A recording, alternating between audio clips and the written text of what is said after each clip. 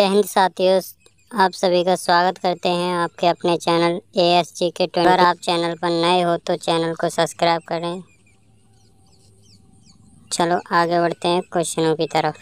में किस टाइप के क्वेश्चंस पूछे गए, कहां से क्वेश्चंस पूछे गए, सामान्य ज्ञान के, करंट अफेयर के कहां से सवाल लिए गए, उसके अलावा साथियों इंग्लिश के कहां से लिए गए, ये सब हम लोग देखेंगे। और रीजनिंग में और मैथ के किस टाइप के क्वेश्चंस पूछे गए। तो अगर आपकी अभी तक शिफ्ट नहीं हुई है और आप चाहते हैं कि 100% अपने एग्जाम को क्रैक करें, तो मैं कहूंगा आज की इस वीडियो का हर एक सवाल का जवाब, हर एक सवाल का सलूशन आपके मनोमस्तिष्क में स्टोर होना चाहिए। अगर ऐसा है तो आपका सिलेक्शन साथियों निश्चित है, है। तो क्लास आपकी शुरू हो चुकी है, बहुत तेजी के साथ इस क्लास को खत्म करेंगे। चलिए पहला सवाल आपकी स्क्रीन पर है कि पॉपुलर चैम्बर किसे कहा जाता है। तो पॉपुलर चैम्बर अगर आपसे पूछा जाए तो लोकसभा को पॉपुलर चैम्बर कहा जाता है। उसके बाद देखिए अगला सवाल है कि निम्नलिखित में से किस शहर का उपनाम सिटी ऑफ जॉय है। यानी कि क्या कोलकाता को कहा जाता है सिटी ऑफ जॉय, शिमला को, चेन्नई को या मुंबई को। तो मैं कहूंगा साथियों पश्चिम बंगाल की राजधानी कोलकाता को ही कहा जाता है city of Joy. Next number का सवाल है कि ताजमहल के वास्तुकार कौन थे। तो इनके नाम की अगर बात करते उस्ताद अहमद लाहौरी इनका नाम था और ये ताजमहल के वास्तुकार यही थे। उसके बाद देखिए अगला सवाल है आपकी स्क्रीन पर कि लाहौर में बादशाही मस्जिद का निर्माण किसने करवाया था। तो किसने करवाया था साथियों, औरंगजेब ने ही लाहौर में बादशाही मस्जिद का निर्माण करवाया था, ये आपको मालूम होना चाहिए। उसके बाद देखिए 1739 का जो करनाल का युद्ध था, इसमें नादिर शाह और किसके बीच युद्ध लड़ा गया था। यहां से कई सारे सवाल बन सकते हैं। आपसे पूछा जाएगा कि करनाल का युद्ध कब हुआ था, तो 1739 में हुआ था। पूछा जाएगा करनाल का युद्ध किनके बीच हुआ था, तो साथियों नादिर शाह के बीच और मोहम्मद शाह के बीच। इन दोनों के नाम भी आपको मालूम होना चाहिए। उसके बाद देखिए पृथ्वी पर पाया जाने वाला सर्वाधिक सघन पदार्थ कौन सा है। तो अगर बात करें साथियों ऑस्मियम की, तो मैं कहूंगा पृथ्वी पर पाया जाने वाला सर्वाधिक सघन पदार्थ कौन सा है साथियों, ऑस्मियम आप लोग याद रखेंगे। उसके बाद देखिए चियापास पठार, क्या चियापास पठार ये किस देश में है, फटाफट एक बार आप लोग बता दीजिए। तो मैं कहूं क्या मैक्सिको में है, बिल्कुल सही साथियों, मैक्सिको में ही चियापास पठार है, ये आप लोग ध्यान रखेंगे। नेक्स्ट नंबर का सवाल देखिए कि यहाँ पर अगर बात करें कि विश्व का सबसे बड़ा नमक का मरुस्थल कौन सा है, बताइए। तो विश्व का सबसे बड़ा नमक का मरुस्थल साथियों कौन सा है। आपका राइट आंसर सालार डी यूयोनी होना चाहिए। क्या होना चाहिए साथियों, सालार डी यूयोनी ही आपका राइट आंसर है। क्यों, क्योंकि विश्व का सबसे बड़ा नमक का मरुस्थल यही है। उसके बाद देखिए भारतीय संविधान में अवशिष्ट शक्तियों का विचार किस देश के संविधान से लिया गया है। तो मैं कहूंगा ये तो कनाडा देश के संविधान से लिया गया। कहां से साथियों, कनाडा देश के संविधान से लिया गया है, आप लोग ध्यान रखेंगे। साथियों यहाँ पर अगर संविधान से ली गई है। उसके बाद देखिए अगला सवाल है आपके स्क्रीन पर, आपसे पूछा जा रहा है कि भारतीय संविधान के संसदीय विशेष अधिकारी की विशेषता कहां से ली गई है। तो अलग अलग चीजें अलग अलग देश से ली गई हैं, तो ब्रिटेन से लिया गया है संसदीय विशेष अधिकार। उसके बाद देखिए अगला सवाल है कि भारत में पहली बार किस राज्य में इलेक्ट्रॉनिक वोटिंग मशीन यानी कि ईवीएम का इस्तेमाल किया गया था।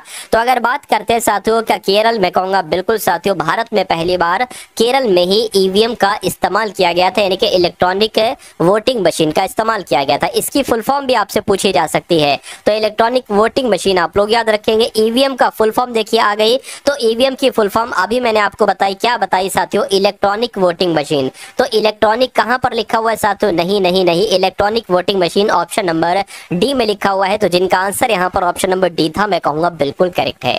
उसके बाद देखिए कर सुधारों का संबंध सरकार की कराधान तथा लोक व्यय की नीतियों से है, बिल्कुल, जिन्हें सामूहिक रूप से उसके रूप में जाना जाता है। तो किस रूप में जाना जाता है, राजकोषीय नीति के रूप में जाना जाता है। ये सवाल आपसे एग्जाम में पूछा जाएगा, इसलिए आप अपने एग्जाम से पहले इन सवालों को तैयार कर लीजिए। कर सुधारों का संबंध सरकार की कराधान तथा लोक व्यय की नीतियों से है, जिन्हें सामूहिक रूप से उसके राजकोषीय नीति के रूप में जाना जाता है। रट लेंगे, एकदम तैयार कर लेंगे, अपने मनोमस्तिष्क में स्टोर कर लेंगे इन सभी सवालों को। अब उसके बाद अगर साथियों यहां पर हम लोग बात करें, देखिए कह रहे कि बच्चे खेलते समय कैरम बोर्ड पर पाउडर इसलिए छिड़कते हैं। आपने भी देखा होगा कैरम पर पाउडर साथियों छिड़का जाता है। तो क्यों छिड़का जाता है, घर्षण घटाने के लिए या घर्षण बढ़ाने के लिए या सुगंध देने के लिए या बोर्ड को चमक देने के लिए। देखिए जैसे कि वो होता है ना, ठीक, क्या कहते हैं इसको, ये बहुत तेजी से ऐसे हो, यानी कि घर्षण घटाया जाता है साथियों। अगर आप इस पर मेरे ख्याल से नमक डाल दोगे ना तो इसमें घर्षण बढ़ जाएगा, क्या घर्षण बढ़ जाएगा। लेकिन अगर आप पाउडर डाल दोगे तो इसमें घर्षण घट जाएगा, इसलिए जो आपकी वो भी है ना, ठीक, वो बहुत तेजी से इधर उधर होगी। खैर बचपन में बहुत खेलता था, अभी उसका नाम भी याद नहीं है, ठीक है। चलिए, पृथ्वी पर जीवन के लिए ओजोन परत क्या महत्व है, यानी कि जो पृथ्वी पर जीवन के लिए ओजोन परत है, ठीक है ना, सुरक्षा का कवच कहा जाता है। ये किस लिए, ये क्या करती है, क्या करती है? क्या अम्लीय वर्षा से हमें बचाती है? नहीं। हमें बर्फबारी से बचाती है? नहीं। ये हमें पराबैंगनी विकिरणों से बचाती है, जो साथियों सूर्य से आती है। यानी कि आपका राइट आंसर अगर है ऑप्शन नंबर सी, तो मैं कहूंगा आपका आंसर बिल्कुल करेक्ट है। उसके बाद देखिए नेक्स्ट नंबर का सवाल है आपकी स्क्रीन पर, आपसे पूछा जा रहा है कि गैल्वेनोमीटर विद्युत धारा से संबंधित है, तो ग्राफोमीटर किससे संबंधित होगा, बताइए। देखिए गैल्वेनोमीटर की अगर बात करें, ये विद्युत धारा चेक कर सकते हैं, तो ग्राफोमीटर ये कोण चेक करता है साथियों कि कितने का है। तो मैं कहूंगा कि राइट आंसर आपका ऑप्शन नंबर बी हो जाता है। नेक्स्ट नंबर का सवाल है कि निम्नलिखित में से किस ब्लड को बॉम्बे ब्लड ग्रुप के नाम से जाना जाता है? Blood group A, blood group A B, क्या साथियों? ब्लड ग्रुप ए बी, वीई ग्रुप या एचएच ग्रुप या साथियों ए बी ग्रुप। आपने सुना होगा, ठीक है, कई सारे आपने ब्लड ग्रुप सुने होंगे, लेकिन आपने एच ग्रुप नहीं सुना होगा। क्यों? क्योंकि ये साथियों 10,000 लोगों में से एक के पास ये ब्लड होता है, ठीक है ना। तो निम्नलिखित में से किस ब्लड ग्रुप को, मैं कहूंगा एच ग्रुप को, ब्लड ग्रुप को बॉम्बे ब्लड ग्रुप के नाम से जाना जाता है। क्वेश्चन बहुत इंपॉर्टेंट है, आपके एग्जाम में पूछा जाएगा। उसके बाद देखिए साथियों, रक्त समूह प्रणाली की खोज किसके द्वारा की गई थी? तो इनका नाम था साथियों कार्ल लैंडस्टीनर, और कार्ल लैंडस्टीनर के द्वारा ही रक्त समूह प्रणाली की खोज की गई थी। ये भी बहुत इंपॉर्टेंट क्वेश्चन है। तो अब आपके सामने साथियों कौन से क्वेश्चन शुरू हो चुके हैं? करंट अफेयर के साथियों लगभग कुछ इंपॉर्टेंट चुनिंदा क्वेश्चन हम लोग यहाँ पर देख लेते हैं। बहुत टॉप लेवल के क्वेश्चन है, और करंट अफेयर के साथियों में आपको सवाल कराने जा रहा हूँ। देखिए कहने के असम के सर्वोच्च नागरिक पुरस्कार असम वैभव 2023 से किसे सम्मानित किया जाएगा? तो साथियों किसे सम्मानित किया जाएगा? ये रंजन गोगोई को अभी हाल फिलहाल में सम्मानित किया गया है, सम्मानित 2024 में किया गया है, ठीक है ना। उसके बाद देखिए अगला सवाल है कि छठे हॉकी इंडिया पुरस्कार के लिए हॉकी इंडिया के द्वारा 2024 में सर्वश्रेष्ठ पुरुष खिलाड़ी के रूप में किसे चुना गया है साथियों? तो हार्दिक सिंह को चुना गया है। ये भी आप लोग याद रखेंगे, बहुत इंपॉर्टेंट क्वेश्चन। उसके बाद देखिए वैश्विक ऊर्जा पुरस्कार 2024 से किसे सम्मानित किया गया है? तो इनका नाम है कौशिक राजशेखर, और कौशिक राजशेखर को ही वैश्विक ऊर्जा पुरस्कार 2024 से सम्मानित किया गया है। नेक्स्ट नंबर का सवाल है कि global energy transition impact award 2024 से किसे सम्मानित किया गया? तो इनका नाम है साथियों डॉक्टर सुल्तान अल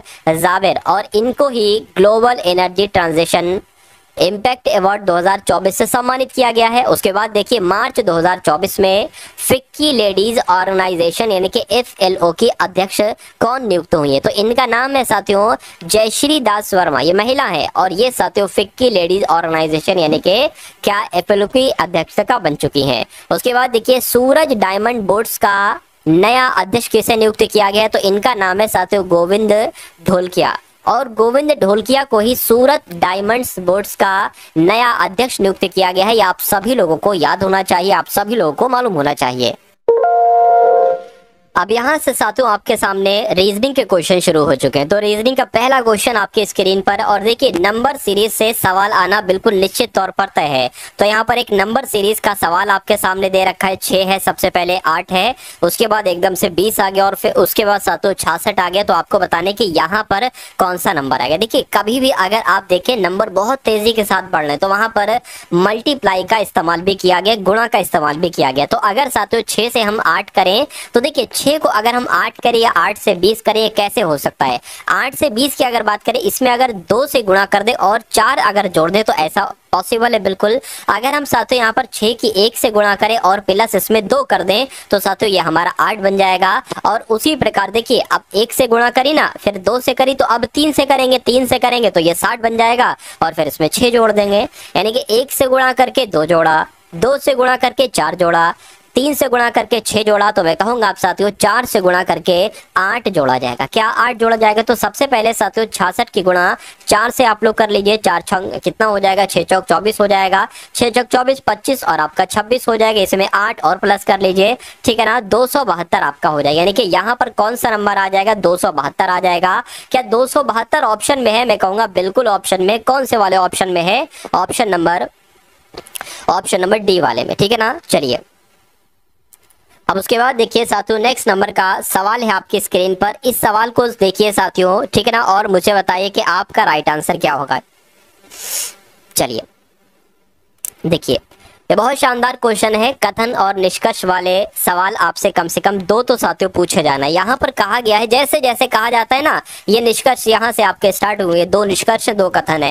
कहने कि कुछ फूल रसायन है, तो मान लेते हैं साथियों ये क्या हो गए, ये आपके फूल हो गए। कहने कि कुछ फूल रसायन है ना, तो मान लेते इतने फूल क्या हो जाएंगे, इतने फूल साथियों रसायन हो जाएंगे, इतने फूल रसायन हो गए। कहने कि कुछ रसायन जड़ी बूटी है, तो मान लेते हैं साथियों इतने रसायन क्या हो गए, इतने रसायन आपके जड़ी बूटी हो गए। क्या, इतने रसायन आपके जड़ी बूटी हो गए। चलिए ये भी समझ में आ गया।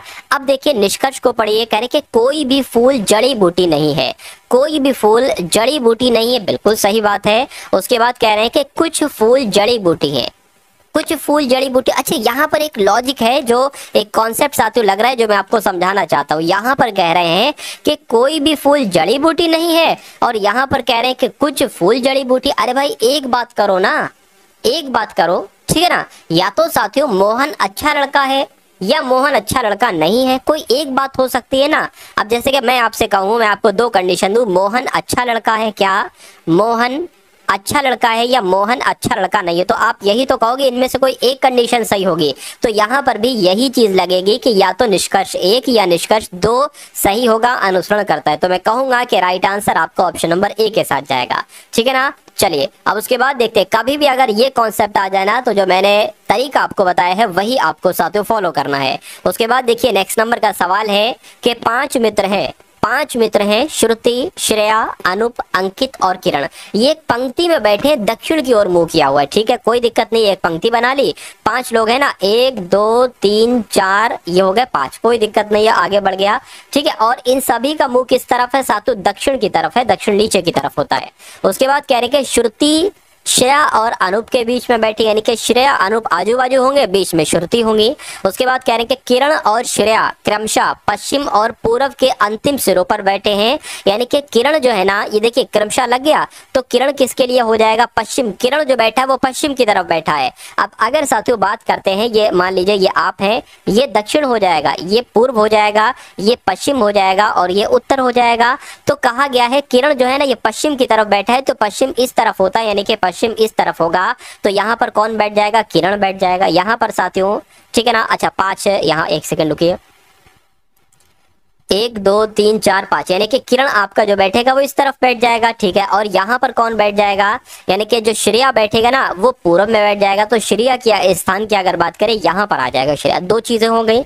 अब इसको ऊपर वाले को देखिए, कह रहे कि श्रुति जो है ना, श्रुति ये श्रेया और अनूप के बीच में बैठी है, तो श्रेया ये बैठी है, अनूप ये बैठा है, और बीच में कौन बैठेगा साथियों, श्रुति बैठेगी। ये 3 की कंडीशन हो गई। अब बचा कौन साथियों, एक ही तो बचा, यानी कि अंकित बचा, तो अंकित साथियों अंकित यहाँ पर आ जाएगा। तो अब सवाल देखिए जरा, पूछा क्या गया है कि बीच में कौन बैठा है, तो बीच में तो साथियों अनूप बैठा है, तो अनूप आपका क्या राइट आंसर होगा, बिल्कुल अनूप आपका बिल्कुल करेक्ट आंसर हो जाएगा। और जिनका आंसर यहाँ पर ऑप्शन नंबर डी के साथ था, मैं कहूंगा आंसर आपका बिल्कुल करेक्ट है।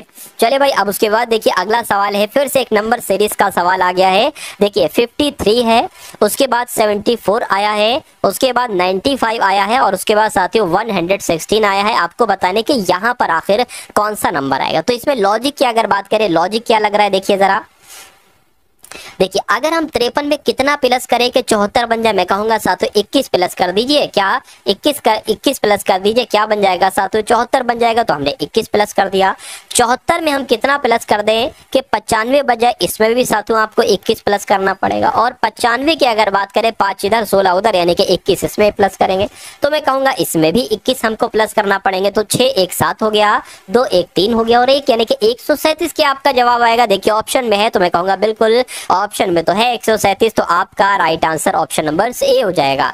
उसके बाद देखिए अगला सवाल है साथियों, अभी तक अगर आपने इस वीडियो को लाइक नहीं किया तो तुरंत वीडियो को लाइक कर दिया करिए, क्योंकि साथियों बिना कहे जब आप वीडियो को लाइक करते हो तो मुझे बहुत अच्छा लगता है, बहुत ज्यादा अच्छा लगता है। तो आप अपने अंतिम सिलेक्शन के लिए इस क्लास में पूरी जान लगा देंगे, जितना आपको पढ़ाया जाए सब कुछ आप साथियों तैयार कर लेंगे, क्योंकि आप ये मानकर चलिए कि आपके पास अंतिम मौका है। अगर आपके मन में जरा सी भी ये भावना आ जाती है कि अरे इसमें नहीं तो अगले एग्जाम में हो जाएगा, इस साल नहीं तो अगली साल हो जाएगा, क्या दिक्कत है, समय तो बहुत है ना, लेकिन नहीं, गवर्नमेंट जॉब लेने का मजा जो कम उम्र में है वो फिर ज्यादा उम्र हो जाए उसमें वो बात नहीं आती है। क्योंकि अगर आप कम उम्र में ले लोगे तो आप पूरी तरीके से सेटल हो जाओगे। एक कम उम्र की जो सक्सेस मिलती है ना इंसान को, वो उस बंदे को चमका देती है। अरे भाई, ज्यादा उम्र में तो हर इंसान ज्यादातर सक्सेसफुल हो जाता है 80%, लेकिन कम उम्र में लीजिए सिलेक्शन, कम उम्र में सिलेक्शन का मजा ही कुछ और है। ठीक है, चलिए, तो इस बात पर थोड़ा सा आप गौर करेंगे, अकेले में थोड़ा सा शांत मिजाज के साथ थोड़ा सा गौर करेंगे तो बहुत अच्छी बात है। अब उसके बाद देखिए साथियों, यहाँ पर अगर बात करते हैं बी वाई है, या ऐसे ही समझा दूं आपको। यहाँ पर अगर बात करें साथियों, बी वाई है, उसके बाद एफ यू है, उसके बाद जे क्यू है, उसके बाद एन एम है, उसके बाद आर आई है। देखिए, आपने सुना होगा अपोजिट लेटर, जैसे कि ए का अपोजिट लेटर जो होता है वो जेड होता है, बी का अपोजिट लेटर साथियों वाई होता है, सी का अपोजिट लेटर एक्स होता है और डी का अपोजिट लेटर क्या होता है साथियों, डब्ल्यू होता है। तो यहाँ पर अगर बात करें बी का अपोजिट लेटर वाई है, तो यहाँ पर बी का अपोजिट लेटर वाई आ गया है। एफ का अपोजिट लेटर यू होता है, जे का साथियों क्यू होता है, एन का एम होता है और आर का आई होता है। ठीक है ना, आई का आर भी कह सकते हैं, एम का एन भी कह सकते हैं, जे क्यू का जे भी कह सकते हैं, ये भी कह सकते हैं साथियों, बिल्कुल इसमें कोई दिक्कत नहीं है। ठीक है, अब ये हमें देखना है कि ये साथियों बी से एफ हुआ, यानी कि इसमें 4 बड़ा है, एफ से जे हुआ है साथियों कितना बड़ा है, 4 बड़ा है, फिर 4 बड़ा है, फिर 4 बड़ा है, तो 18 में 4 बढ़ाएंगे 22 आ जाएगा, यानी कि वी आ जाएगा। ठीक है ना, क्या आ जाएगा साथियों, वी आ जाएगा। और वी का अपोजिट क्या होता है मैं आपको बता देता हूँ, एल ओ वी ई, यानी कि एल का अपोजिट ओ का अपोजिट एल और वी का अपोजिट ई का अपोजिट वी। तो मैं कहूंगा वी का अपोजिट क्या हो जाएगा, ई हो जाएगा। तो आप ऑप्शन में तलाश कीजिए कि वीई कहां पर लिखा हुआ, मैं कहूंगा वीई तो ऑप्शन नंबर सी में लिखा हुआ है। उसके बाद देखिए अगला सवाल है आपकी स्क्रीन पर, यहां पर अगर बात करते हैं साथियों, क्या लिखा हुआ है कि एंटोमोलॉजी का संबंध अगर कीट से है तो इक्थियोलॉजी का संबंध किससे होगा। देखिए, एंटोमोलॉजी की अगर बात करें तो इसमें कीटों के बारे में अध्ययन किया जाता है। क्या इसमें कीटों का अध्ययन किया जाता है? ठीक है, कीटों का इसमें अध्ययन किया जाता है। तो अगर इक्थियोलॉजी की अगर बात करें, क्या जीवाणु का अध्ययन किया जाता है या सिक्के का अध्ययन किया जाता है, मछली का या साथियों मधु का, मैं कहूंगा इक्थियोलॉजी में मछली का अध्ययन किया जाता है। तो आपका राइट आंसर जो जाएगा वो मछली के साथ जाएगा, राइट आंसर आपका सी हो जाता है। अब उसके बाद देखिए नेक्स्ट नंबर का सवाल है आपकी स्क्रीन पर साथियों। इस सवाल की अगर बात करें, इस सवाल को देखिए और फटाफट साथियों मुझे आप लोग बता दीजिए कि आपका राइट आंसर यहाँ पर किस ऑप्शन के साथ जा सकता है। इसको मैं बड़ा कर देता हूँ कि आपको बहुत अच्छे तरीके से यहाँ पर दिख जाए। चलिए, अब इस सवाल को देखिए साथियों और मुझे आंसर बताइए कि राइट आंसर इसका क्या हो सकता है। यहाँ पर आपसे कहा गया है कि दी गई आकृति में पंचभुज नेपाली शब्दों को दर्शाता है, यानी कि इसमें जो पंचभुज देखिए जरा 1 2 3 4 5, यानी कि ये वाली जो आकृति है ना, ये किसको दर्शा रही है, ये नेपाली लोगों को दर्शा रही है। यानी कि पंचभुज में जो 18 16 30 40 35 नंबर है ना, ये सब नेपाली हैं। उसके बाद कहा गया है कि जो वृत्त है ना, ये हिंदी शब्दों को निरूपित करता है, यानी कि ये जो है ये हिंदी वृत्त जो है ना, ये हिंदी शब्दों को निरूपित करता है। कह रहे कि जो आयत है ये अंग्रेजी शब्दों को, देखिए एक सवाल ऐसा पक्का है, ये समझ लीजिए। आयत की अगर बात करें, आयत आपका ये हो गया, यानी कि आयत की अगर बात करें क्या कहा गया है, ये आयत अंग्रेजी लोगों को दर्श करता है। तो अंग्रेजी लोगों को ये दर्शाता है।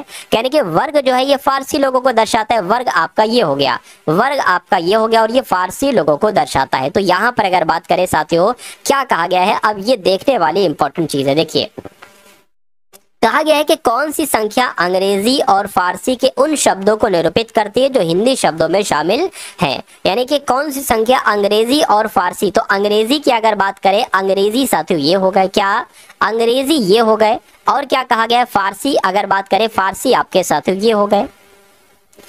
ठीक है ना, फारसी आपके ये हो गए। तो अंग्रेजी होना चाहिए, फारसी होना चाहिए और हिंदी वाले भी होना चाहिए, यानी कि ये वाला भी साथियों होना चाहिए। क्या ये वाला भी होना चाहिए।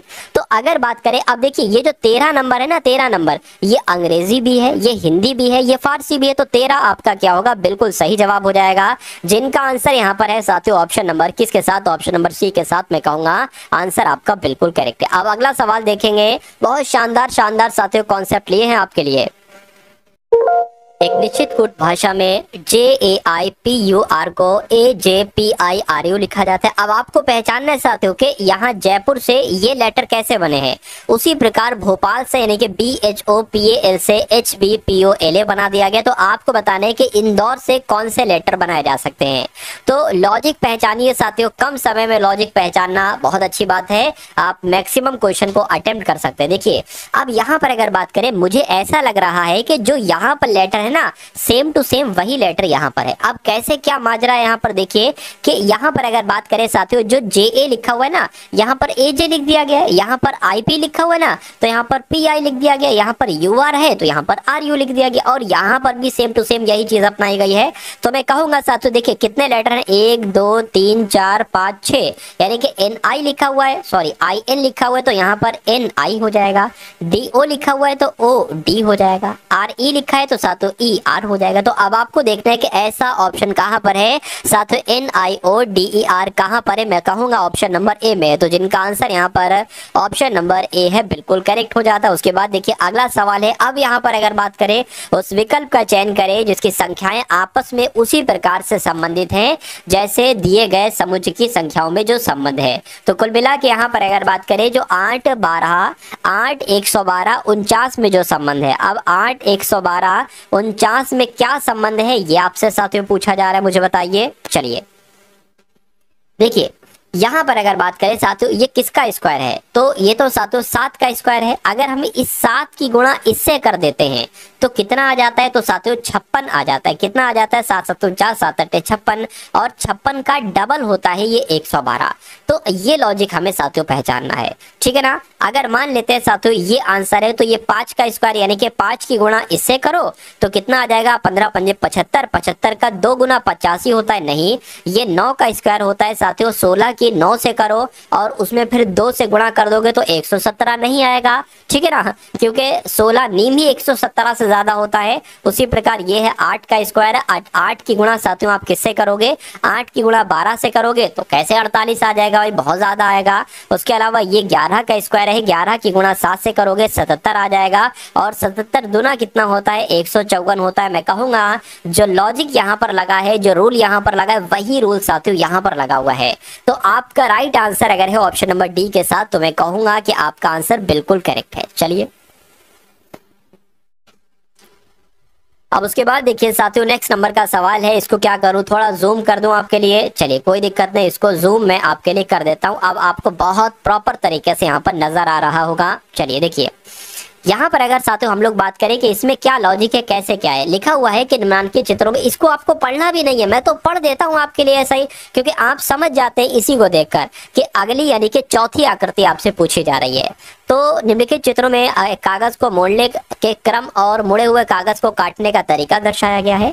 मुड़े हुए कागज को खोलने का ये कैसा दिखाई देगा, यानी कि आपके पास एक ऐसा चौकोर कागज है, आपने बीच से इसको फोल्ड किया, मोड़ा, यानी कि ये वाला पार्ट अभी इसके ऊपर आ गया है। तो अब आपके पास एक ऐसा आकृति आ गई है। अब आपने क्या किया, इसको यहां से आपने फोल्ड किया, यानी कि ये वाला पार्ट इसके ऊपर रख दिया। तो अब आपके पास एक ऐसी आकृति आ गई है। कैसी आकृति, यहाँ पर मैं आपको बतला देता हूँ, एक ऐसी आकृति आ गई है, ठीक है ना। तो अब यहां से एक ट्रायंगल, लंबा ट्रायंगल आपके एक कट करा गया, क्या होल बनाया गया है, लंबा ट्रायंगल, और यहाँ पर भी एक छोटा सा ट्रायंगल करके बनाया गया है। तो मैं कहूंगा जब इसको खोलेंगे ना, ओपन करेंगे, ये वाला पार्ट जब इधर खोलेंगे तो यहाँ पर भी साथियों एक ऐसी आकृति आपकी बन जाएगी। कैसी आकृति बन जाएगी, कुछ इस प्रकार की, थोड़ा सा मैं कोशिश करता हूँ, कुछ इस प्रकार की आकृति बन जाएगी। और जैसा ट्रायंगल यहाँ पर है ऐसी भी साथियों यहाँ पर एक ट्रायंगल बन जाएगा। थोड़ा सा सही तरीके से नहीं बन पाए, कोई दिक्कत नहीं। अब उसके बाद जब आप ये वाला पायलट खोलेंगे ऐसे करके, तो यहाँ पर भी साथियों एक ऐसी आकृति बन जाएगी, और यहाँ पर एक ऐसी आकृति बन जाएगी, और यहाँ पर साथियों एक ऐसी बन जाएगी, और यहाँ पर एक ऐसी बन जाएगी। तो ऐसी आपको बताने का यहाँ पर है, मैं कहूंगा नहीं कि आपको यहाँ पर दिख रही है साथियों, यहाँ पर भी एक तरीके से नहीं दिख रही है, ठीक है ना। क्यों नहीं दिख रही है वो मैं आपको बता देता हूँ। ये जो छोटी वाली त्रिभुज है ना, छोटी वाली का त्रिभुज एक इस तरफ है, यानी कि इधर का, और इधर का साथियों इस तरफ है, लेकिन इसमें क्या किया गया है, ये भी इस तरफ और ये भी इस तरफ, इसलिए नहीं होगा।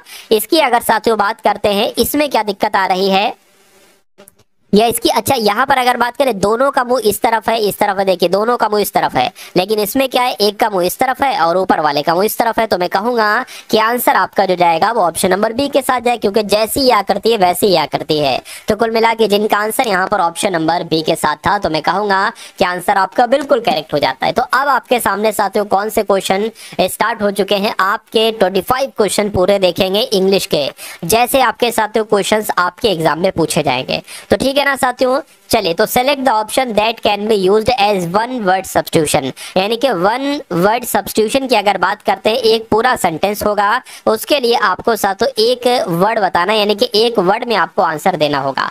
तो कह रहे हैं कि something that can not be handled easily, यानी कि कुछ ऐसा जो बहुत आसानी से जिसको हैंडल नहीं किया जा सकता, उसको साथियों क्या कहा जाता है, ये बात आपसे पूछी जा रही है, मुझे बताइए। देखिए, अनफिट का मतलब क्या होता है कि भाई मान लीजिए आप इस काम के काबिल नहीं है, आप इस काम के लिए अनफिट हैं, ठीक है, तो उसको अनफिट तो नहीं कहा जाएगा। ठीक है, अनटेडी की अगर बात करें, अनटेडी का मतलब होता है गंदा, तो उसको तो गंदा भी नहीं कहा जाएगा जिसको आसानी से हैंडल आप नहीं कर सकते हैं। अगर बात करते हैं साथियों अनवाइडली का मतलब क्या होता है पता है, बोझल इसका मतलब होता है, क्या बोझल इसका मतलब होता है। तो जो जैसे कि मान लीजिए बोझल की अगर बात करें, जो आप सामान मान लीजिए नहीं जिसको कंट्रोल कर पा रहे हैं, उसको क्या कहा जाएगा, अनवाइडली कहा जाएगा। अनवाइडली कहा जाएगा तो ये क्या होगा, ये आपका बिल्कुल करेक्ट आंसर हो जाता है। Select the incorrectly spelled word, यानी कि इसमें से कौन सा एक ऐसा ऑप्शन है जिसकी स्पेलिंग गलत है। देखिए, रेसिस्ट की अगर बात करें, यहाँ पर रेसिस्ट बिल्कुल सही लिखा हुआ है, रेसिस्ट की स्पेलिंग बिल्कुल सही लिखी हुई है। और रेसिस्ट का मतलब क्या होता है, इसका मतलब होता है साथियों रुकावट। यहाँ पर बेट्रे लिखा हुआ है, बेट्रे नहीं होता है साथियों, बेट्रे होता है। क्या होता है साथियों, BET, क्या BET साथियों, और RAY। बेट्रे की अगर बात करते हैं साथियों, धोखा देना इसका मतलब होता है, क्या धोखा देना इसका मतलब होता है, धोखा देना इसका मतलब होता है। और रिवर्स की अगर बात करते हैं साथियों, इसका मतलब उल्टा हो जाएगा। रिवर्स का मतलब क्या, उल्टा। इसकी भी स्पेलिंग सही है, इसकी भी सही है, इसकी गलत थी तो यही आपका क्या हो जाएगा, राइट आंसर हो जाएगा। स्पेसिफिक, इसकी भी स्पेलिंग बिल्कुल सही है। उसके बाद देखिए अगला सवाल है, अब आपको बताना है साथियों, फिल इन द ब्लैंक्स का क्वेश्चन है। कह रहे कि everyone burst up laughter when he appeared in the room, यानी कि जब वो रूम में दिखा, क्या वेन यानी कि जब वो अपीयर्ड यानी कि रूम में दिखा, तो एवरीवन यानी कि सभी लोग लाफ्टर हो गए, यानी कि हंसने लगे, क्या हंसने लगे। और हंसी का साथियों क्या, एक तरीके से सबकी हंसी फूट पड़ी। तो यहाँ पर फूट पड़ी का एक तरीके से इंग्लिश आना चाहिए, और फूट पड़ी को क्या कहा जाता है, मैं कहूंगा साथियों बर्स्ट इनटू कहा जाता है। तो यहाँ पर आपका क्या आ जाएगा, everyone burst into laughter when he appeared in the room, यानी कि जब सभी लोग हंसने लगे जब उसने वो रूम में उसने एंट्री ली, रूम में वो दिखा। उसके बाद देखिए अगला सवाल है, select the most appropriate meaning of the given idiom, यानी कि इन्स एंड आउट्स का आपको मीनिंग बताना है कि क्या होता है, बताइए। देखिए, इन्स एंड आउट्स का मतलब होता है साथियों पूरी जानकारी देना, क्या पूरी जानकारी, इसको हम लोग कह सकते हैं। तो अब आपको बताना है क्या, यहाँ पर आपका बिल्कुल सही जवाब हो जाएगा कंप्लीट फैक्ट्स, सम डिटेल, ब्रीफ पॉइंट्स या हिडन फैक्ट्स। तो मैं कहूंगा कंप्लीट फैक्ट्स, यानी कि कहीं ना कहीं पूरी जानकारी। और इन्स एंड आउट्स का मीनिंग क्या हो जाएगा, कंप्लीट फैक्ट्स हो जाएगा, और यही आपका राइट आंसर हो जाएगा। उसके बाद देखिए आपसे पूछा जा रहा है साथियों कि सिनोनिम क्या होगा लेआउट का। तो सबसे पहले हमें मालूम होना चाहिए लेआउट का मतलब क्या होता है। लेआउट का मतलब होता है नक्शा, किसी भी चीज का नक्शा है, नक्शा कह लो या खाका कह लो। तो लेआउट का मतलब नक्शा होता है, खाका होता है। इसका सिनोनिम साथियों क्या हो सकता है, मुझे बताइए। अरेंजमेंट होगा, ऑर्डर होगा, शेड्यूल होगा या टाइम टेबल होगा, मुझे बताइए। चलिए देखिए, अगर किसी चीज का आप खाका तैयार कर रहे हैं, किसी चीज का आप नक्शा तैयार कर रहे हैं, यानी कि किसी चीज की आप प्लानिंग कर रहे हैं, किसी चीज की आप प्लानिंग कर रहे हैं, तो उसको कह सकते हैं किसी चीज का आप अरेंजमेंट कर रहे हैं। तो मैं कहूंगा कहीं ना कहीं लेआउट का सिनोनिम जो बैठेगा वो अरेंजमेंट बैठेगा, बाकी इन तीनों में से कोई नहीं बैठेंगे। यानी कि जो सबसे नजदीकी जवाब होगा वो ऑप्शन नंबर ए के साथ जाएगा। उसके बाद देखिए साथियों, वन वर्ड सब्स्टिट्यूशन आपको बताना है, स्टडी ऑफ लिविंग ऑर्गेनिज्म, यानी कि स्टडी ऑफ लिविंग ऑर्गेनिज्म का एक तरीके से इसको वन वर्ड में क्या कहा जाता है, आपसे पूछा जा रहा है, मुझे बताइए। चलिए देखिए, कहीं ना कहीं इसको हम लोग कहेंगे साथियों जीवों का अध्ययन, कहीं कह सकते लिविंग ऑर्गेनिज्म, यानी कि जीवों का अध्ययन इसको हम लोग कह सकते हैं, क्या जीवों का अध्ययन इसको हम लोग कह सकते हैं। तो अब यहाँ पर आपका राइट आंसर पैथोलॉजी होगा नहीं, या फिजियोलॉजी होगा नहीं, जियोलॉजी होगा नहीं साथियों, बायोलॉजी हो जाएगा। बायोलॉजी का मतलब होता है जीव विज्ञान, क्या जीव विज्ञान साथियों इसको हम लोग कह सकते हैं। तो कहीं ना कहीं आपका right answer option number D है, जिनका आंसर यहाँ पर डी के साथ है। तो मैं कहूंगा कि आपका आंसर यहाँ पर बिल्कुल करेक्ट हो जाएगा। उसके बाद देखिए साथियों, अब आपको फिर से सिनोनिम बताना है चॉइस का, यानी कि इस वर्ड की अगर बात करें इसका सिनोनिम क्या हो सकता है। इसका मतलब होता है साथियों क्या, अव्यवस्था। एक होता है व्यवस्था और एक होता है अव्यवस्था। तो इसका मीनिंग आपको पता चल गया। अब इसका सिनोनिम साथियों क्या हो सकता है, मुझे बताइए। क्या सिस्टम होगा नहीं, काम होगा, क्विट होगा नहीं साथियों। टर्मोइल का मतलब भी साथियों क्या होता है, अव्यवस्था होता है। अवस्था होता है। तो मैं कहूंगा कि आपका चॉइस का सिनोनिम क्या हो जाएगा, टर्मोइल हो जाएगा, और यही आपका राइट आंसर हो जाएगा। एब्स्ट्रैक्ट की अगर बात करते हैं, एब्स्ट्रैक्ट का आपको बताना है कि एंटोनिम साथियों क्या हो सकता है। तो एब्स्ट्रैक्ट का मतलब क्या होता है साथियों, एब्स्ट्रैक्ट की अगर बात करें तो इसका एंटोनिम यहाँ पर आपसे साथियों पूछा जा रहा है। इसका देखिए ये होता है, एक शब्द आपने सुना होगा अमूर्त शब्द, और एक आपने शब्द सुना होगा मूर्त शब्द। तो अमूर्त का एंटोनिम क्या हो जाएगा, विलोम क्या हो जाएगा, मूर्त हो जाएगा, ठीक है ना। और अगर बात करें मूर्त की इंग्लिश क्या होती है, तो कॉन्क्रीट होती है, यानी कि एब्स्ट्रैक्ट का विलोम क्या होगा, तो कॉन्क्रीट होगा। इसलिए राइट आंसर आपका ऑप्शन नंबर सी हो जाता है। उसके बाद देखिए see the light of day, क्या see the light of day की आपसे पूछी जा रही है, मुझे बताइए। तो देखिए अगर बात करें सी the light of the day, यानी कि डे की रोशनी में देखना, तो मैं कहूंगा साथियों जो चीज चल रही होती है ना, जो चीज चल रही होती है वो ड्राइव वाली नहीं, जो चीज चलन में होती है, ये हम लोग कह सकते, जो चीज चलन में हो, क्या जो चीज चलन में हो उसको कहा जाता है सी द लाइट ऑफ डे। तो अब आपको बताना है साथियों क्या हैव ए लॉन्ग लाइफ नहीं, वर्क ड्यूरिंग डे टाइम नहीं, फील वेरी हॉट नहीं साथियों, बिकम पब्लिकली नोन, यानी कि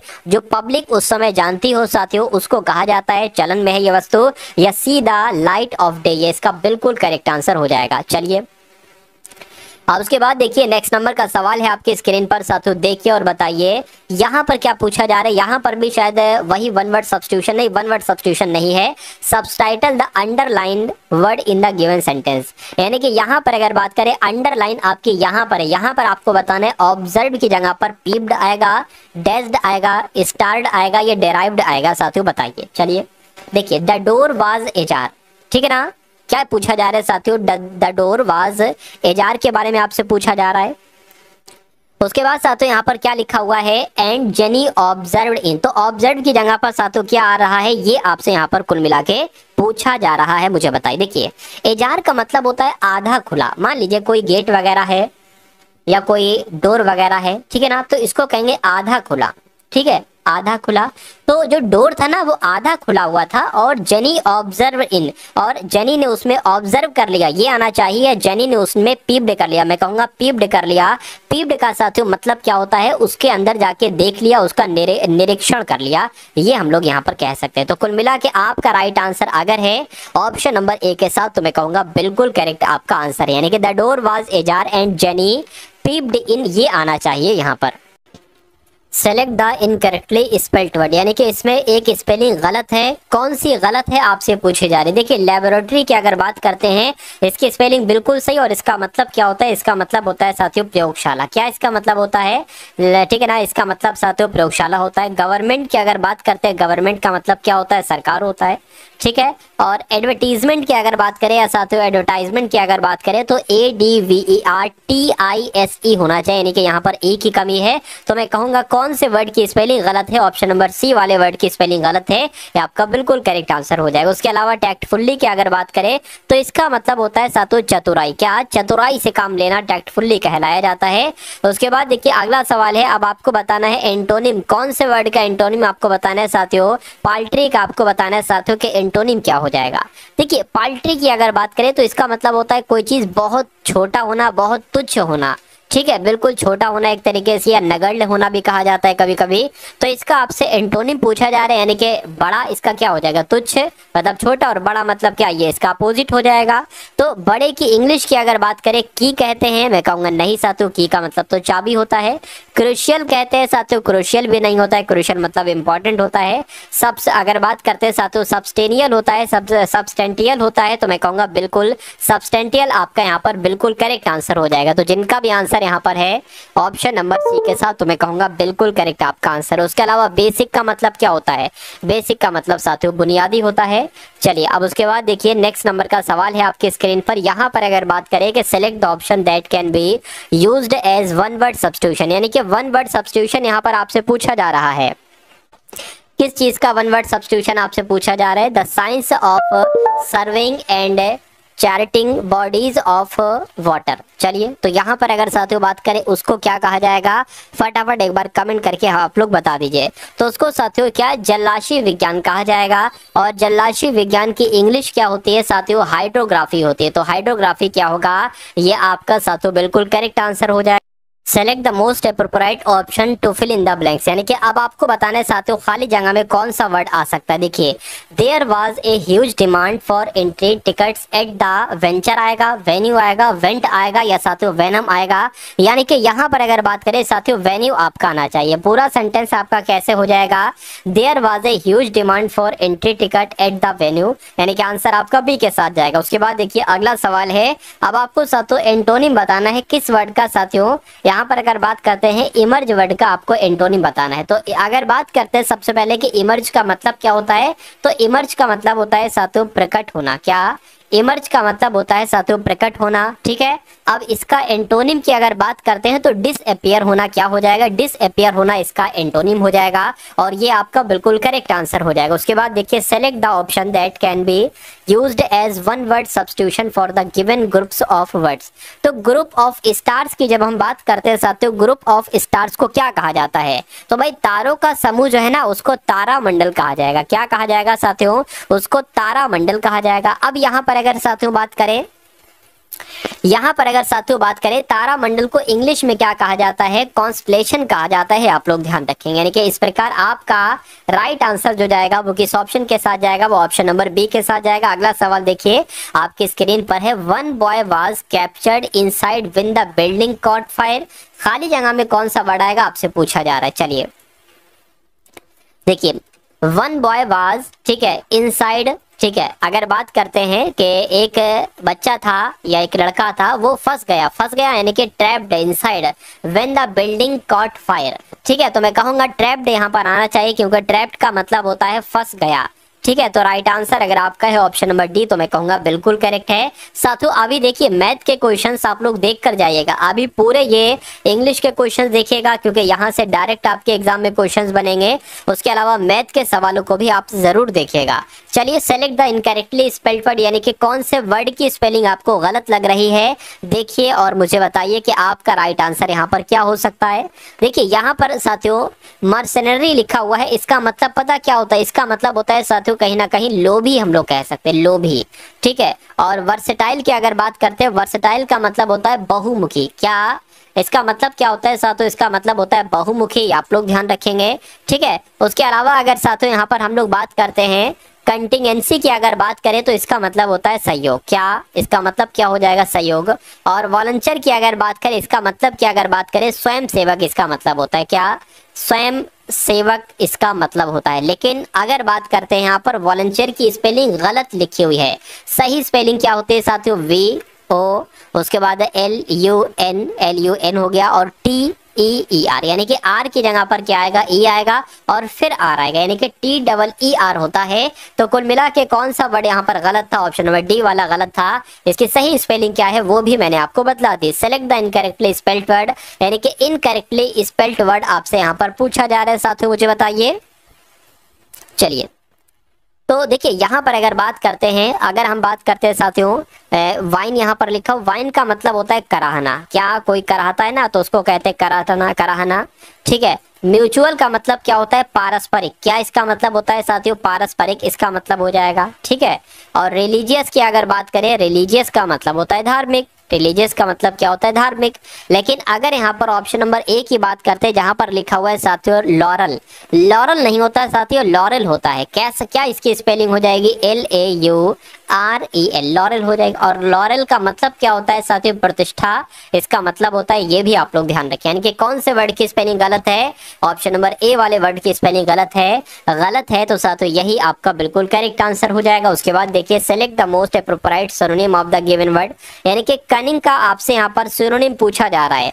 तो कनिंग की अगर बात करते हैं, कनिंग का मतलब क्या होता है साथियों, कनिंग का मतलब होता है चालाक। तो किस वर्ड की स्पेलिंग, यानी कि किस वर्ड का मीनिंग होता है चालाक।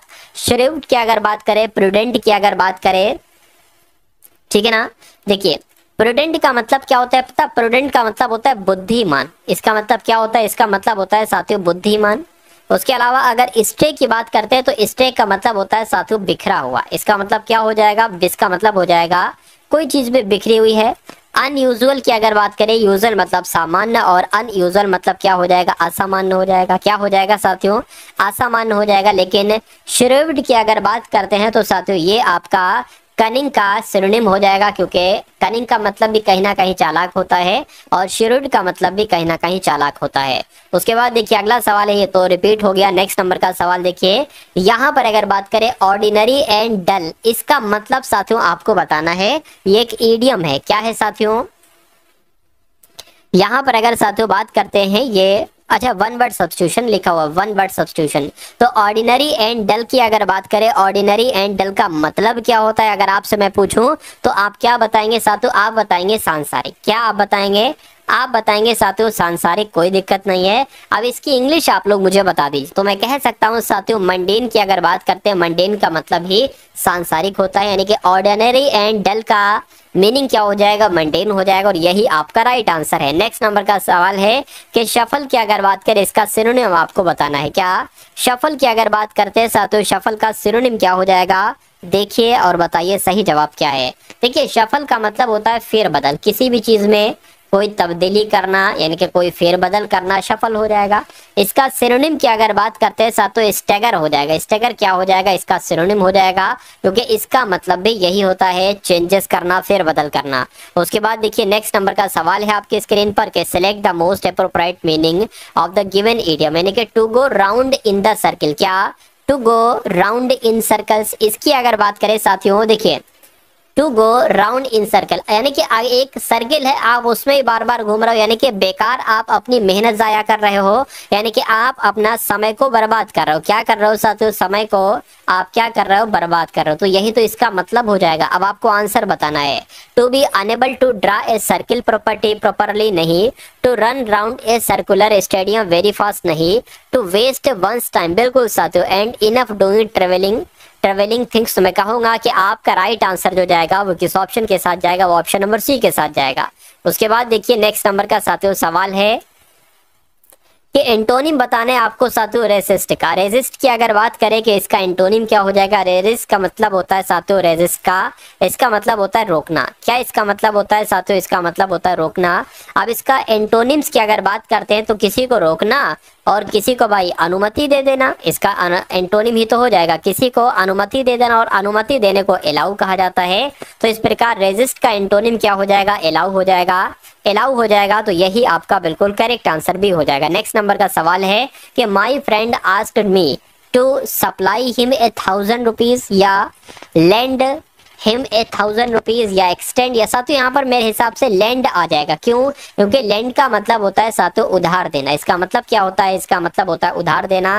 यानी कि मेरे फ्रेंड ने मुझसे पूछा कि ठीक है कि उधार दो हमको 1000 रुपीज उधार उसने उससे मांगे। तो कुल मिला के आपका right answer option number B हो जाएगा।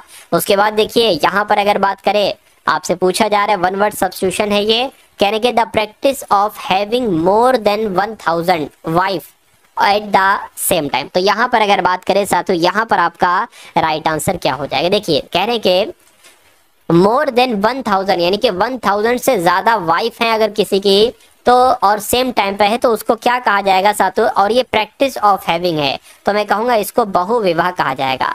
तो बहु विवाह की अगर बात करते हैं साथियों, बहु, ठीक है ना, गलत लिखा है, ऐसे लिखा जाएगा बहु विवाह। तो बहु विवाह की अगर बात करें इंग्लिश में क्या कहा जाता है साथियों? पॉलीगेमी कहा जाता है बहु विवाह को। इसलिए राइट आंसर जिनका भी ऑप्शन नंबर सी के साथ है, मैं कहूंगा बिल्कुल करेक्ट है।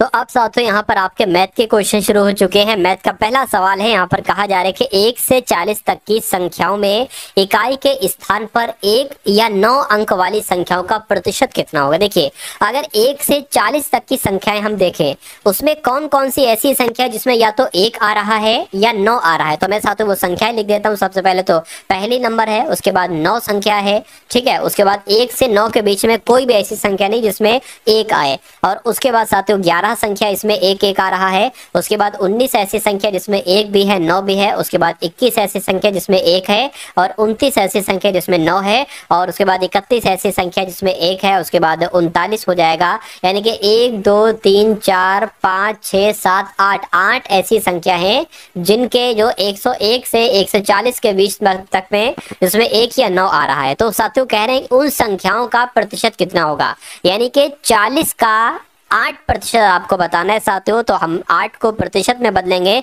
तो साथियों उसको 100 से गुणा कराएंगे तो 100 यहाँ पर आ जाएगा और नीचे आपका 40 आ जाएगा, क्योंकि टोटल संख्याएं 40 हैं। तो 8 एकम 8, 8 पंजे 40 हो जाएगा, 5 एकम 5, 5 दूना 10, यानी कि 5 दूना, ठीक है क्या था ये 100 था ना। अच्छा ये क्या हो गया, एक सेकंड, हाँ बिल्कुल यहाँ पर क्या आ जाएगा साथियों, आपका 20% आ जाएगा, बिल्कुल 20% पूरा पूरा आंसर आ जाएगा और 20% ही आपका बिल्कुल सही जवाब हो जाएगा। उसके बाद देखिए अगला सवाल है, क्वेश्चन बहुत अच्छा है और बहुत अच्छा कॉन्सेप्ट लगा हुआ है यहाँ पर।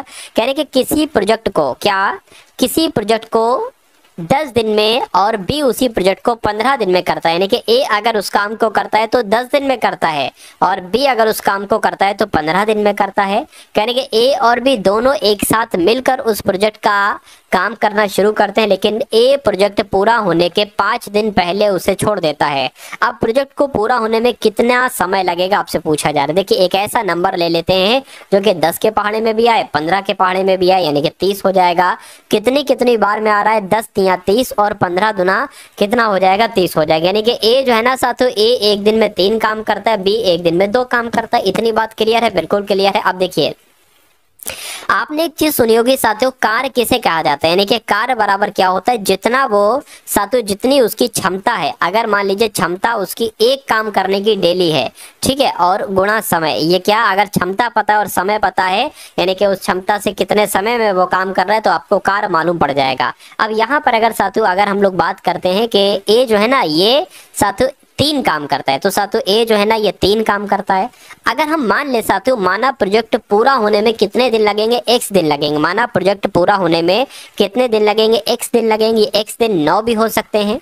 अच्छा नहीं 9 नहीं, ये तो कह रहे हैं कि आप प्रोजेक्ट को पूरा होने में कितना समय लगे, और मैंने कहा है कि पूरा प्रोजेक्ट होने में x दिन लगेंगे और 3 की दर से साथियों काम करता है ए। तो अगर हम साथियों x माइनस 5 कर लें यहाँ पर, ठीक है ना, क्योंकि यहाँ पर कहा गया है कि ए प्रोजेक्ट पूरा होने के 5 दिन पहले छोड़कर चला जाता है, तो साथियों ये हमें क्या ये पता चल जाएगा कि भैया जो है ना ए कितने दिन काम किया। ए ने इतने दिन काम किया और 3 की दर से किया, यानी कि डेली 3 काम कर रहा था।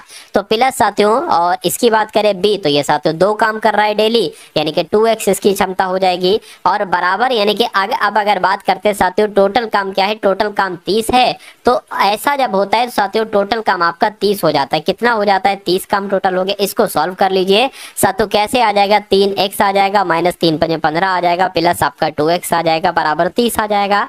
यहाँ पर साथियों कितना आ जाएगा, तो प्लस हो जाएगा, यानी कि 5x बराबर ये 15 है ना, ये प्लस का उधर हो जाएगा, यानी कि 45 आ जाएगा। x बराबर साथियों 9 आ जाएगा, 5 नहीं 45। तो मैं कहूंगा अब प्रोजेक्ट को पूरा होने में कितने दिन का समय लगेगा, 9 दिन का समय लगेगा। तो ये क्या है, ये आपका साथियों बिल्कुल करेक्ट आंसर हो जाएगा। उसके बाद देखिए अगला सवाल है आपकी स्क्रीन पर, देखिए कह रहे कि एक पंखे का अंकित मूल्य 1780 रुपए, यानी कि एक पंखे पर 1780 रुपए लिखे हुए हैं। इस पंखे को 1655 रुपए 0.40 में बेचा जाता है। छूट कितनी दी गई है, ये आपसे पूछा जा रहा है। तो अगर 1750 में से साथियों 1655 हम माइनस करते हैं, अगर मान लीजिए, तो साथियों अगर हम यहाँ पर माइनस करते हैं तो यहाँ पर हमारे पास कितना बचता है, चलिए, तो यहाँ पर हमारे पास 6 आ जाएगा, ठीक है। उसके बाद साथियों 4 आ जाएगा, 2 आ जाएगा, 1 आ जाएगा, यानी कि अगर बात करते हैं साथियों 124 रुपए की लगभग छूट दी गई है। कितने रुपए की, 124 रुपए की। तो अब आपको साथियों बताना है कि ये कितना प्रतिशत, 124.60। अब इसको प्रतिशत में बदलना है, ठीक है ना।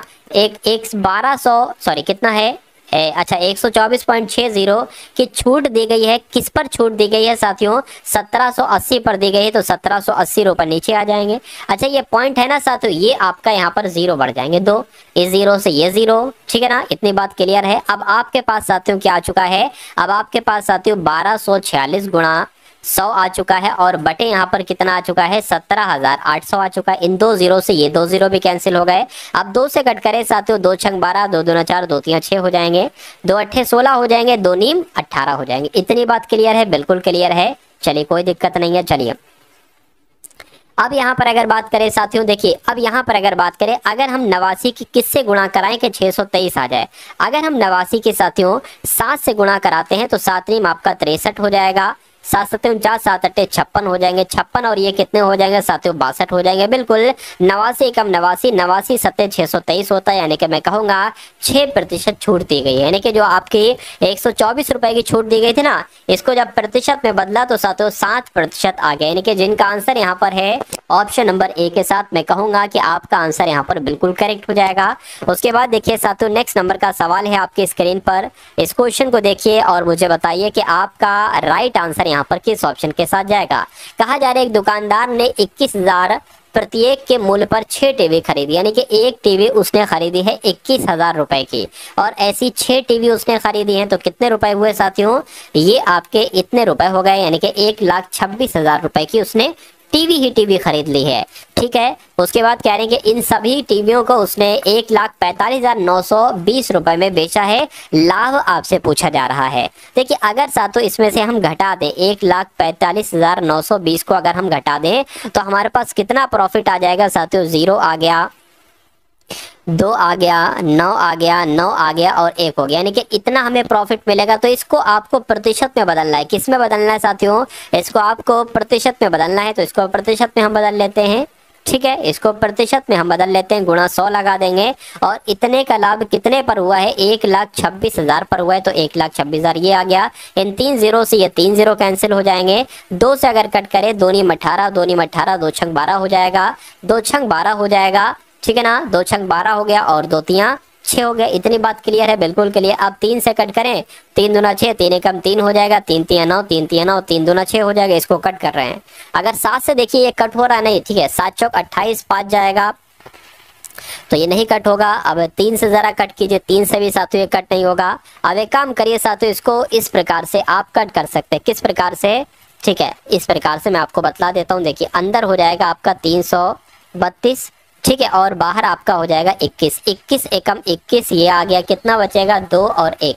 अब साथियों ये 2 उतार लो। अब 21 की किससे गुणा की जाए, क्या 21 की अगर 5 से साथियों गुणा करें हम तो 105 हो जाएगा भाई, बिल्कुल 105 यहाँ पर आ गया। कितना बचा है अब आपके पास साथियों, 12 में से यहाँ पर जाएगा तो कितना बच जाएगा, 7 बच जाएगा, और ये 11 हो जाएगा, यहाँ पर 1 बच जाएगा। अब एक काम करो, पॉइंट लगा लो, 0 बढ़ा लो। अब 21 की किससे गुणा करें साथियों कि आपके पास कितना आ जाए, 170 आ जाए। तो 21 की गुणा देखो जरा, 8 × 8 16, यानी कि 168 आ जाएगा, यानी कि यहाँ पर 8 आ जाएगा। तो लगभग 15.8% का लाभ हुआ है। और ऐसा कौन सा ऑप्शन कह रहा है, ऐसा ऑप्शन नंबर बी कह रहा है। तो ये आपका क्या होगा, ये आपका साथियों बिल्कुल करेक्ट आंसर हो जाता भाई, बहुत बढ़िया, वेरी गुड क्लास। चलिए साथियों उसके बाद देखिए कि 3 संख्याएं हैं A, B, C, क्रमशः 4:5:8 अनुपात के अनुपात में है। यदि प्रत्येक संख्या में 15% की, 24% की, 35% की वृद्धि की जाती है तो इन संख्या का नया अनुपात क्या होगा। देखिए पहली संख्या है यहाँ पर 4 के अनुपात में, क्या 4 के अनुपात, अच्छा ऐसा करो, ये 4:5:8 है ना, इसको मान लो आप 400:500:800, क्योंकि जब इसका आप 15% ये सब निकालोगे ना तो आपके लिए साथियों आसान हो जाएगा। अब जैसे कि यहाँ पर अगर बात करें तो 400 का हमें क्या निकालना है साथियों, 115% निकालना है ना, तो 400 का साथियों हमें 115% निकालना होगा, नया अनुपात निकालना है। उसके बाद ये 500 का हमें 124% निकालना है। उसके बाद 800 का हमें 135% निकालना है। अब अगर बात करें इन 2 जीरो से ये 2 जीरो कैंसिल हो जाएंगे इस प्रकार से। अब इन सब की गुणा आप करा दीजिए, तो इन सब की साथियों जब आप गुणा कराएंगे ना तो आपके सामने साथियों क्या क्या आएगा, ये मेन चीज है। देखिए 4 पंजे 20 हो जाएगा, तो यहाँ पर 0 आ गया, और यहाँ पर 6 आ जाएगा, 4 आ जाएगा।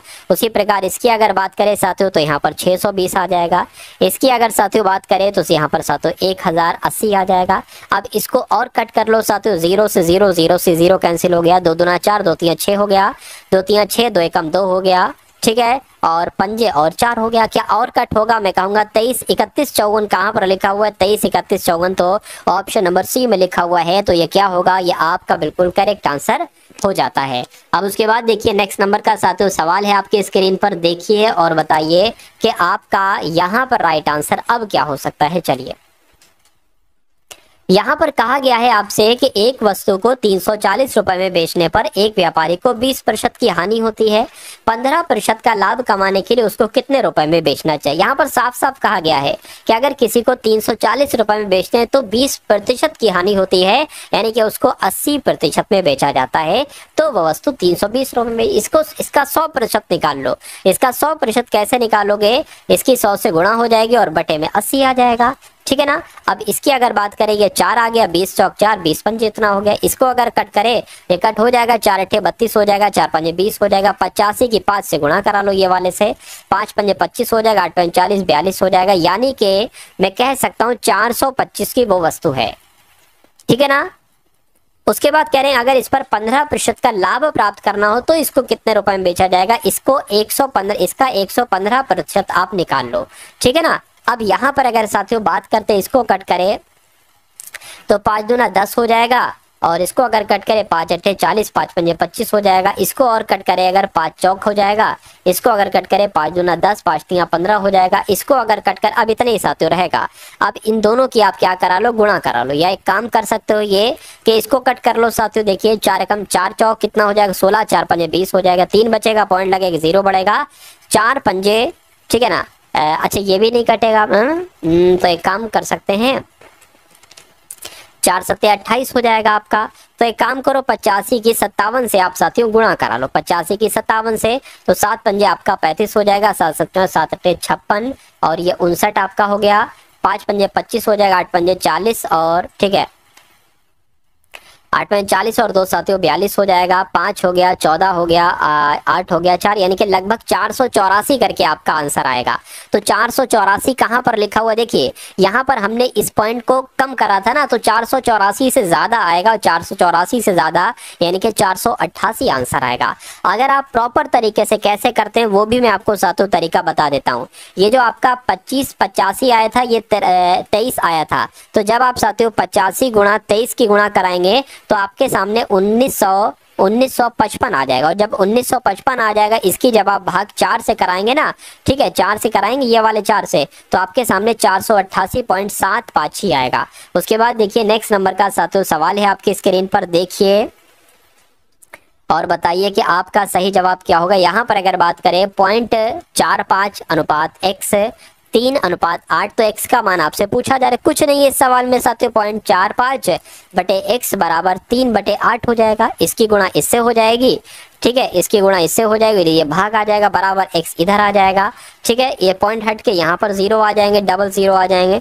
अब इसको अगर साथियों कट करें, कैसे कट करेंगे, देखिए 3 एकम 3, डबल 0 आ गया, 3 एकम 3, 3 पंजे 15 हो जाएगा, 15 अट्ठे हो जाएगा 120 बटे यहाँ पर 100 आ जाएगा, ठीक है ना। इस 0 से ये 0 कैंसिल हो जाएगा, 2 छंग 12, 2 पंजे हो जाएगा, 5 एकम 5, 5 एकम 5, पॉइंट लगेगा, 0 बढ़ जाएगा, 10 हो गया, ठीक है ना, और 5 दूना 10, यानी कि 1.2 आपका आंसर आ जाएगा, जो कौन से ऑप्शन में लिखा हुआ है, जो ऑप्शन नंबर सी में लिखा हुआ है। अब उसके बाद देखिए अगला सवाल है साथियों, वीडियो को लाइक कर दीजिए। अगर आपने वीडियो को लाइक नहीं किया तो मैं आपसे रिक्वेस्ट करूंगा कि वीडियो को आप सभी लोग एक बार लाइक कर दीजिए, और इस सवाल का आंसर भी आप लोग बता दीजिए। यहाँ पर अगर साथियों बात करते, कहा जा रहा है कि एक व्यक्ति ने एक मशीन 50,000 रुपए में खरीदी, और इस पर क्रय मूल्य से 20% यानी कि 50,000 रुपए में एक मशीन खरीदी गई है, और कह रहे हैं कि इस पर क्रय मूल्य से 20% अधिक मूल्य अंकित किया जाता है, तो इस पर अगर 20% यानी कि इसका 120% निकाले तो कितना बनेगा। 0 से साथियों 0 कैंसिल हो जाएंगे, 12 पंजे आपका ये 60 हो गया, 0 देखिए 1 2 3, तो 3 आपके 0 लगेंगे, तो 50,000 से 60,000 हो गया। जब इस पर 20% बढ़ाया जाता है, तो कह रहे हैं कि उसे अगर उस पर अगर 15% की छूट दें तो कितना लाभ मिलेगा। तो इस पर अगर 15% की छूट दें यानी कि 85% में आप बेचेंगे, 2 0 से 2 0 कैंसिल हो गए, 85 की गुणा 6 से हो गई, 6 पंजे आपका 30 हो जाएगा, 6 चंग 36, 6 सत्ते 42, 6 48, और ये 3 आपका 51 हो गया। यानी कि अगर बात करें अब कितने 0 बचे, 2 0 2 0 2 0 और लग जाएंगे इसमें, ठीक है। 50,000 की लाए थे, 51,000 की आप बेच रहे हैं, कितने का प्रॉफिट हो रहा है, साफ साफ साथियों 1,000 का प्रॉफिट हो रहा है। लेकिन इसको प्रतिशत में आपको बदलना है, ये यहाँ पर कहा जा रहा है साथियों, इसको प्रतिशत में बदल लेंगे। ये आपका नीचे 50,000, 1,000 जो बड़ा है वो 50,000 ही पर ही तो बड़ा है, तो इन 4 0 से ये 4 0 कैंसिल हो जाएंगे, 5 एकम 5, 5 दूना 10, यानी कि 2% का साफ साफ लाभ हुआ है। और 2% लाभ कहां पर लिखा हुआ है? वो ऑप्शन नंबर डी में लिखा हुआ है। तो जिनका आंसर यहां पर है ऑप्शन नंबर डी के साथ, मैं कहूंगा कि आपका आंसर यहां पर बिल्कुल करेक्ट हो जाता है। चलिए, ए की आय बी की आय से 25% अधिक है, तो बी की आय ए की आय से कितने प्रतिशत कम होगी, आपसे पूछा जा रहा है। ऐसा सवाल आपके सामने आएगा। बस ए और बी की जगह पर दो लोगों के नाम आ सकते हैं और ये प्रतिशत अलग हो सकती है, और अधिक की जगह पर कम और कम की जगह पर अधिक आ सकता है। जैसे कि यहाँ पर कम है तो यहाँ पर अधिक आ जाएगा, अगर यहाँ पर अधिक आएगा तो यहाँ पर कम आएगा। तो ये बात आप लोग ध्यान रखेंगे। अब यहाँ पर 1% लिखा होगा तो वो प्रतिशत आपको लिख देना है, गुणा में आपको 100 लगा देना है, बटे में पता आप क्या लिखेंगे। अब यहाँ पर जो चीज लिखी होगी, अगर अधिक लिखा होगा तो आप 100 प्लस 25 करेंगे, अगर कम यहाँ पर लिखा होगा ऊपर को तो 100 माइनस 25 करेंगे, तो ये आपका 2500 बटे 125 हो जाएगा। ठीक है, अब 25 से कम 25 हो गया और ये 25 पंजे 125, यहाँ पर क्या आ जाएगा? 20 आ जाएगा। यानी कि मैं कह सकता हूँ कि 20% आपका बिल्कुल सही और सटीक जवाब हो जाएगा। उसके बाद देखिए, रोहित और मनोज के पास कुल 1320 रुपए हैं। यदि रोहित की धनराशि का 10/21 मनोज की धनराशि के 5/7 के बराबर है। ठीक है ना, बराबर है। तो रोहित के पास कितना पैसा है, ये आपसे यहाँ पर पूछा जा रहा है। तो यहाँ पर अगर बात करें, कहा गया है कि रोहित और मनोज के पास कुल मिला के कितना पैसा है? 1320 रुपए है। और कहा जा रहा है साथियों कि रोहित की धनराशि कहाँ पर लिखा है? रोहित की धनराशि का मतलब गुणा रोहित की धनराशि का 10/21 जो है ना, ये मनोज की धनराशि का, यानी कि मनोज की धनराशि का मतलब गुणा 5/7 के बराबर है। तो बराबर आ गया। अब यहाँ पर क्या आपको करना है साथियों? रोहित बटे मनोज ये आ गया, बराबर 5/7 ये आ गया। अब इसको क्रॉस मल्टीप्लाई, यानी कि 21 की 5 से हो जाएगी, 21 की 5 से हो गई, 10 की 7 से हो जाएगी, 10 यहाँ पर आ गया। ठीक है, इतनी बात समझ गए। 7 एकम 7, 7 21 आ जाएगा, 5 एकम 5, 5 दूना 10 आ जाएगा। तो साथियों ये रोहित है, ये मनोज है, कितने के अनुपात में इनकी धनराशि? 3:2 के अनुपात में इनकी धनराशि निकली। और यहाँ पर बता रहे हैं कि इन दोनों की धनराशि 1320 है, यानी कि ये 3x हो गया, ये 2x हो गया। तो दोनों को जोड़ दिया तो 5x हो गया, यानी कि 5x बराबर 1320 हो गया। तो x बराबर कितना हो गया साथियों? 1320/5 हो गया, यानी कि 5 दूना 10 और ये 32 हो जाएगा, 5 छंग 30, आपका 5 चौक आपका 20 हो जाएगा। यानी कि मैं कह सकता हूं क्या कि x बराबर आपके सामने 264 आ चुका है। x बराबर 264 आ गया। रोहित के पास कितनी धनराशि पूछा गया था? रोहित के पास 3x है, तो कुल धनराशि कितनी है? 1320 है, यानी कि 1320 का हमें क्या निकाल देना है? 3 निकाल देना है। और दोनों का अनुपात कितना है? 3 2 5 है, तो 5 यहाँ पर आ जाएगा। अब इसको कट कर लीजिए, 5 दूना 10 आ गया, 32 हो गया, 5 छंग 30 आ गया, 2 चला गया, कितना हो गया? 5 चौक 20 हो गया, गुणा 3 आ गया। यानी कि 264 की गुणा आपको किससे कराना है साथियों? 264 की गुणा आपको 3 से करा लीजिए, आंसर आपका आ जाएगा। यानी कि 264 की गुणा साथियों 3 से करा लीजिए। 3 चौक आपका 12 हो गया, 6 तिया 18, 1 19 आपका हो गया, 2 तिया 6 और 1 7 हो गया। यानी कि 792 का कहीं दिया गया है? मैं कहूंगा बिल्कुल दिया गया है, ऑप्शन नंबर डी में दिया गया है। तो ये क्या होगा? ये आपका बिल्कुल करेक्ट आंसर हो जाएगा भाई। बहुत बढ़िया, वेरी गुड क्लास। तो कैसी लगी साथियों आप